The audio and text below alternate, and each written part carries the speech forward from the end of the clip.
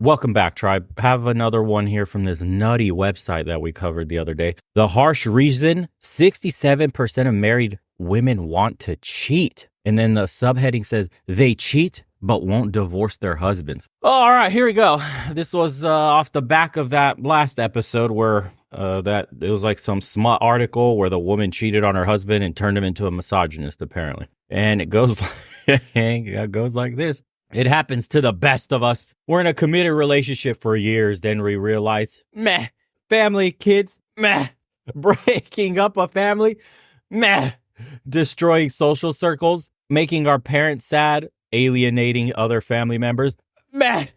The passion, just isn't what it used to be. It might not be an easy thing to admit, but if you've ever felt that way, you're not alone. Here we go. A professor of masculinity, sexuality, and sport at University of Winchester explains the most really? There's a professor on masculinity and sexuality now? Jeez, we're deep shit. The most predictable thing about a relationship is that the longer it progresses, the quality and the frequency of sex between the couple will fade. That is because we get used to and bored of the same body. That's because most people enter marriage by settling. Hardly anybody gets married to the person they want to be with. That's the issue, is that they're forced to choose Mr. Right now instead of Mr. Right. And a guy, when he's like financially ready, he just kind of picks between the best of his roster in that moment. That's what most people do instead of waiting and vetting and making sure that the person you're with actually really wants to be with you and you're not a backup for them. That's really hard, man, especially if you're like an average dude or just an average chick. You're most likely going to be somebody's backup because they've had some sort of experience with somebody else that's just way out of their league, and they are in that fantasy of thinking they could have trapped that person. They could have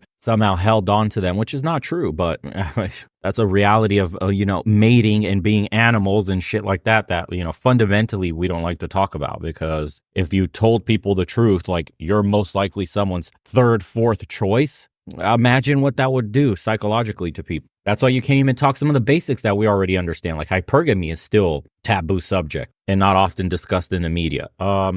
Dual mating strategy, where women will literally have sex with like top end males, but settle down with betas, aka the average dudes, because they're the wallets, they're the spineless turds, and they're easily manipulated with their, very little experience of women in general. So like typical scenario is your woman has kids by the alpha guy while you're married. And then this isn't common, of course, but every time you hear about the guy discovering the kids were never his, I'm talking about those scenarios. This is what's happening, is that she met a dude far beyond genetically superior male, according to Eggman or Egg White, whatever they call him, from that Nostradamus black pill video. And she has his kids, but stays with the beta. We all know this happens. Women always pick the quote nice guys to settle down with. He's such a sweet dude. He's so nice. I started seeing him differently. He's like the nerdy dude who started getting a good job, hitting a sick salary in his 30s, but never really got women. He's just been orbiting this one chick and waiting for the day she's going to finally recognize him.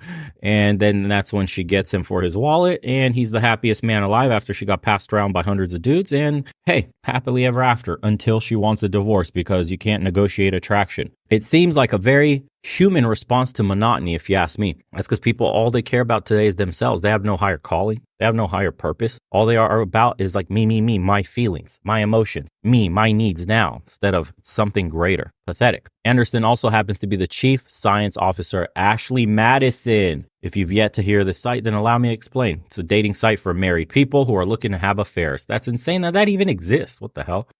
Depending on where you stand on morals, you may either think this is the worst thing in the world or it's a brilliant concept. Personally, I fall somewhere in the middle. Oh God, here's another article we're going to cover. I had an affair and it completely saved my marriage. Sheesh.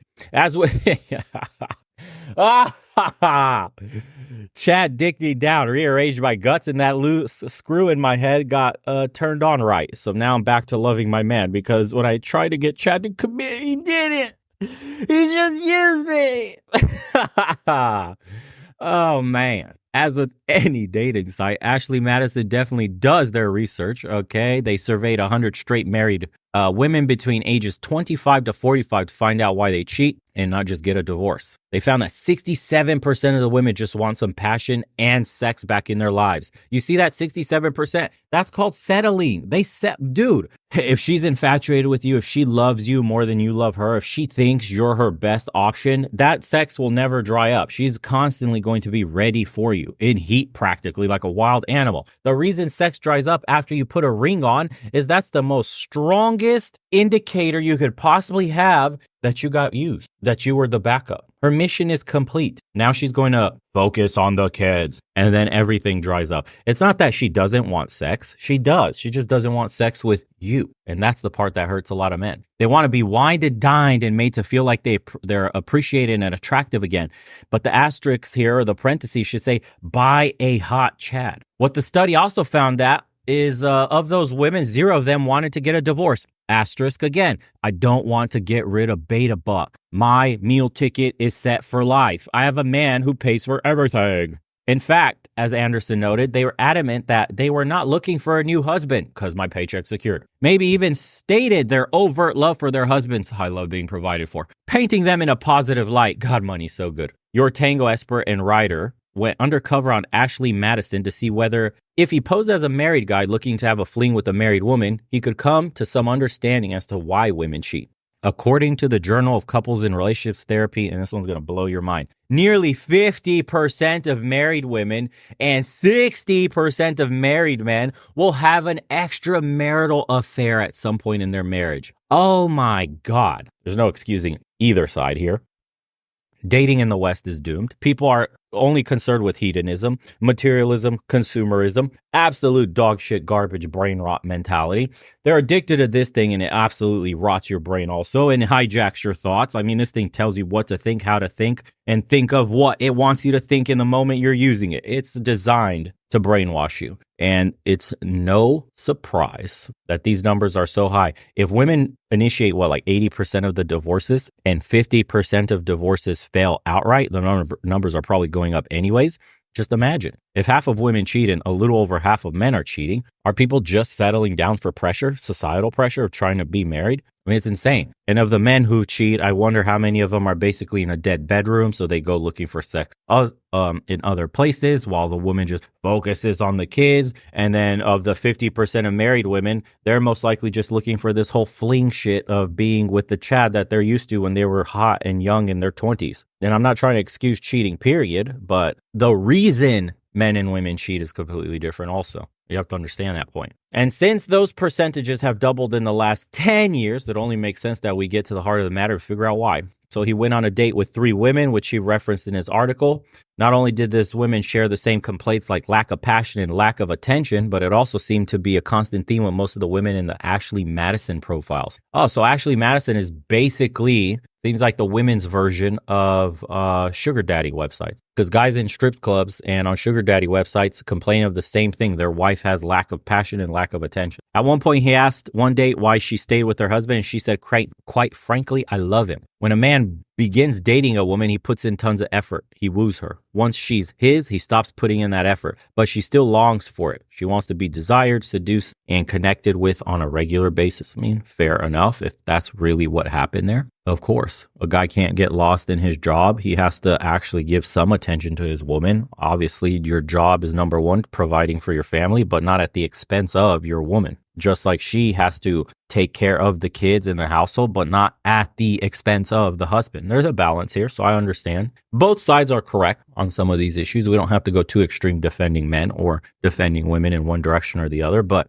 at the end of the day, the stats don't lie and the numbers are horrible. The situation starts to reek. Oh no, it says, so many men seem to be missing the boat. They start strong, have a decent sense of how to capture a woman at the beginning, but upon entering a relationship, they are unprepared for the long haul and investment a successful relationship demands past the dating phase.